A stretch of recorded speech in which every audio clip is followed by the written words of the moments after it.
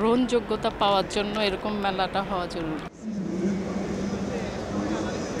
কেউ ব্যস্ত কচুরিপানা কিংবা বেত দিয়ে ঝুড়ি তৈরিতে, কেউ মগ্ন আপন মনে কাঁথা সেলাইয়ে, আবার তাঁতির নজর বাঙালির অভিজাত জামদানির নিখুঁত বুননে। কচুরিপানা, তারপর নানা রকমের grass, jute, recycle denim, recycle cloth, এরকম আমাদের যেগুলো সার্কুলার ইকোনমিতে কন্ট্রিবিউট করছে। আমি একজন নারী উদ্যোক্তা হয়ে তাদেরকে প্রশিক্ষিত করে তাদের প্রোডাক্টগুলো আমরা এখানে নিয়ে এসেছি। পূর্বাচলের Bangabandhu Bangladesh China friendship exhibition সেন্টারে হস্তশিল্প মেলা 2024-এ এভাবেই নিজেদের পণ্যের পসরা সাজিয়ে বসেছে প্রায় 100টি হস্তশিল্পজাত পণ্য উৎপাদক প্রতিষ্ঠান। প্রত্যাশা হস্তশিল্পকে সঙ্গে নিয়ে বৈশ্বিক বাজারে বাংলাদেশকে এগিয়ে নিয়ে যাওয়া। আমরা প্রতি বছর আমরা 1 বিলিয়ন প্লাস এক্সপোর্ট করতেছি অলরেডি, এবং আমরা এটা আরো অন্যান্য অল ওয়ার্ল্ড এটা আমরা ছড়াই দিতে চাচ্ছি। নারীদেরকে ডেভেলপ করে কাজগুলি করাচ্ছি, তাহলে অবশ্যই অর্থনীতির ক্ষেত্রে ভালো একটা অবদান আমাদের দেশের জন্য রাখছে। গ্রহণযোগ্যতা পাওয়ার জন্য এরকম মেলাটা হওয়া জরুরি। এখন জন্ম সনদ দিয়ে খোলো বিকাশ স্টুডেন্ট অ্যাকাউন্ট, নিজের বিকাশ নিজে কর।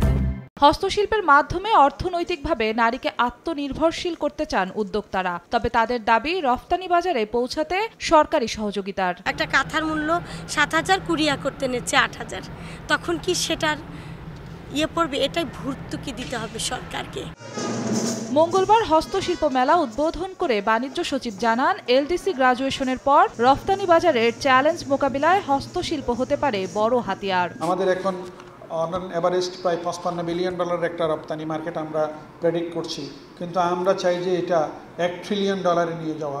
সুতরাং এখানে আমাদের এই হস্তশিল্প আমাদের একটি বড় মাধ্যম হতে পারে।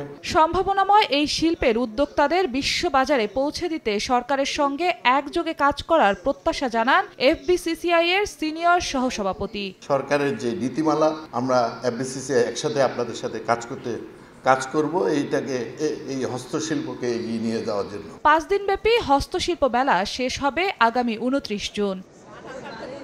জিন্নাতারা যশোয়া, সময় সংবাদ, ঢাকা।